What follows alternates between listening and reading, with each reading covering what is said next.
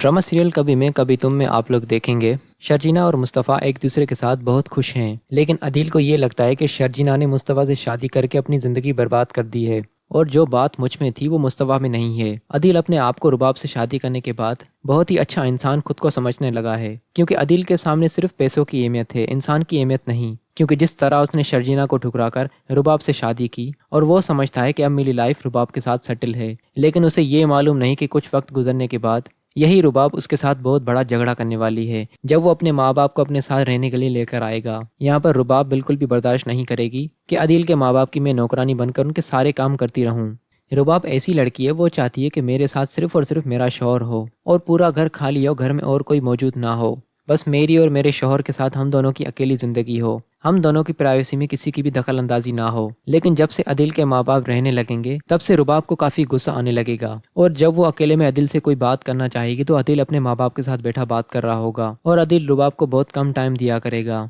जिसकी वजह से रुबाब को काफ़ी गुस्सा आने लगता है और आखिरकार वो रोज़ रोज़ के मामला देखकर आखिरकार अदिल के माँ बाप के साथ बदतमीजी करेगी और गुस्से से उन्हें कहेगी निकल जाए मेरे घर से, जब से आप लोग आए हैं मेरे घर का सुकून ही बर्बाद हो गया है। सारा सारा दिन अदिल आप लोग के साथ होता है, जब आप लोग नहीं थे तो हमारी ज़िंदगी काफ़ी अच्छी थी। पता नहीं अदिल को भी क्या पड़ी थी कि आप लोग को यहाँ पर लेकर आया। जब रुबाब की ये सारी बातें अदिल को पता चलती हैं तो अदिल एक मिनट भी नहीं लगाएगा रुबाब को छोड़ने में, क्योंकि अदिल के लिए सबसे पहले उसके माँ बाप अहमियत रखते हैं और जिस तरह रुबाब ने उनसे बात की है तो अदिल तो इस तरह का बिल्कुल भी बर्दाश्त नहीं कर सकता। और वहाँ पर शर्जीना और मुस्तफ़ा फ़िलहाल तो एक दूसरे के साथ बहुत खुश हैं, लेकिन आने वाले वक्त पर मुस्तफ़ा बहुत बदलने वाला है और शर्जीना ये देखकर वो भी काफ़ी ज़्यादा हैरान हो जाएगी और आखिर शर्जीना कह देती है जिस मुस्तफ़ा से मैं मोहब्बत करती थी अब वो मुस्तफ़ा नहीं रहा।